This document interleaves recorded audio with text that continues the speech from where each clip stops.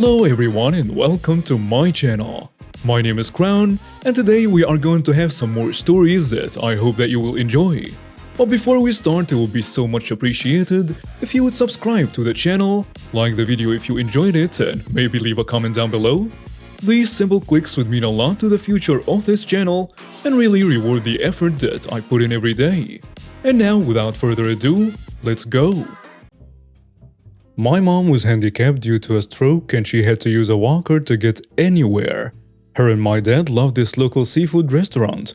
It was their favorite place to go to dinner. It was a really popular restaurant and was always crowded. It had a long line to get in. We get to the restaurant and my dad drops us off near the front and he goes to park. The line was long as usual to get in. My mom and I waited for what seemed like forever to get to the hostess stand. My dad had come in at this point, and my poor mom had to stand up the entire time because they had no seats to sit and wait. We finally get to the front of the line and this guy pushes his way to the front and starts yelling that he needs to make a reservation. At the last time he was there, they had screwed up his reservation. Meanwhile, we had waited in this line and finally made it. My poor mom is standing up this whole time and this guy just takes over. The hostess doesn't say not one word to us. She just lets him take over and takes his reservation info for 9 people for the end of the week. She never once said I'm sorry for the wait or told him he had to wait his turn. Nothing. I was so pissed. My parents didn't go out a lot. They would look forward to going to this restaurant so much when they were able to go. It was difficult for my mom to get around with the walker. They usually would wait until one of us could go with them to assist my mom. The guy was so rude, so obnoxious, and so entitled. Seriously, I was so livid. So the next day I called the restaurant and cancelled his reservation. I remembered everything he said and I pretended to be his wife. Lesson to be learned: do not mess with my mom. God rest her soul. She didn't have many opportunities to enjoy life after her stroke, and that guy messed with her. My only regret is that I couldn't go back the night of the reservation to see his reaction. Edit. We did have a reservation. However, the line to get to the front to give our name was incredibly long. Normally, she could have sat down on one of the benches while I stood on line, but there were no seats available. No one offered to give her a seat either. She also couldn't sit in a bar because the bar stools were too high for her to get up on. My mom was partially paralyzed from her stroke. It was difficult for her to get around, and I would never ever deny her the opportunity to go to her favorite restaurant. Both my mom and dad knew what I did because I told them. They both laughed and said I was crazy. They both wished they could be there on Friday night to watch his reaction too. We are the second to last house at the end of a cul-de-sac. You can drive in, but there is no room to turn your car. You need to drive backwards all the way out. When we got the house, we did a core renovation. And with a we, I mean my whole family. My father died from Alzheimer's disease a few years ago. And my mother had a stroke shortly after. I don't have any siblings, so I love my in-laws like my own parents. I consider my brother-in-law my brother. With a few exceptions, electrics, we did all the renovation by ourselves. In the last house in the cul-de-sac lives an elderly lady with her grandson. They drive all the way up and park in front of their house 24/7. The way in the cul-de-sac is public and very narrow. Only one car fits through. They get visitors every day, usually the daughter or her brothers. They also drive all the way up and park there, even when there is no space to do so. In this case, they just park in front of our house and all the way down. On national holidays, the visitors clock down nearly the whole cul-de-sac, as they all visit the elderly lady and cannot be bothered to park outside the cul-de-sac. About 100 meters down the cul-de-sac, at the entry point there is plenty of space to park cars. Downside, you have to walk 100 meters. So whenever we would briefly drive up to your house to unload building material, you could bet that either someone had to drive out or up. At first, we would move our car in the midst of unloading, all the way down and then back up. After a while, we noticed that they needed to go down usually 5 minutes after we started unloading. Not always, but a lot of times. When this happened and they needed to go down, we moved the car down, and then back up, and continued unloading. And while we were still unloading the needed to get back up, we stop unloading, drive our car down, they go back up and we follow. You get my drift. We usually did not have to bring the car up for unloading more than 2 to 3 times a day. So after a while we would politely ask them to wait a few minutes for us to finish. They could not be bothered to wait. They often just parked their car behind our car and left, trapping our car. We then had to wait. Usually the case, or go up to their house and ask them to move their car. This went back and forth for about 6 months. In the heat of the summer, when we cleaned out our garden, basically removing the jungle, my father-in-law collapsed. We immediately called an ambulance and thought he had a stroke.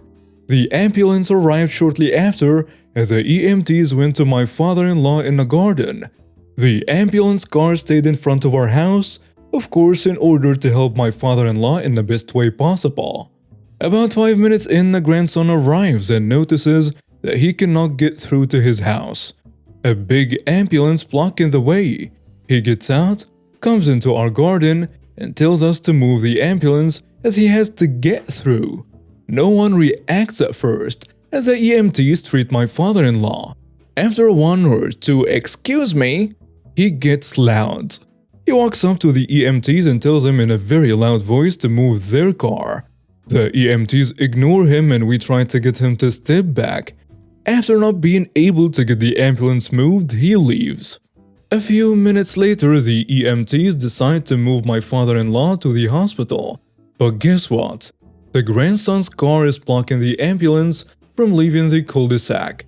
One EMT gets pissed and goes up to the neighbor's house. Rings but no answer. Rings again. No one reacts.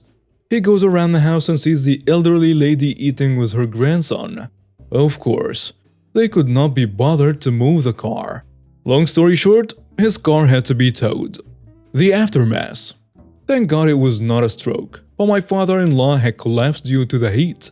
The EMT or the police seemed to have reported the incident and city official came to assess the parking situation in case an ambulance or the fire department would have to respond to an emergency again.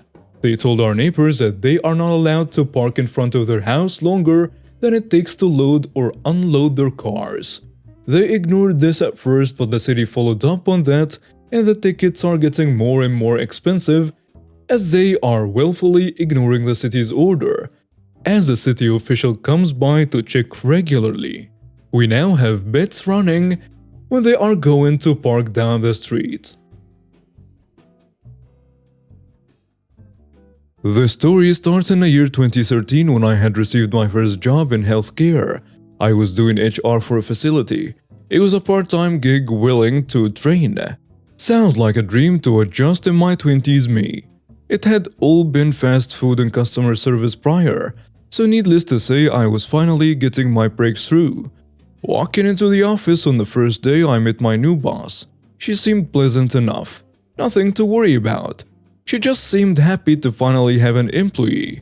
I was eager to learn and very smart. I perfected the paperwork side within a week. She told me how impressed she was and encouraged me. After that week or so, the dark started to slip up. It started with little comments about how small and tiny I was, and how she could just pick me up and throw me. After a month or so, it started escalating into, "You only got hired because you're cute and young." Side note, my administrator was female and straight.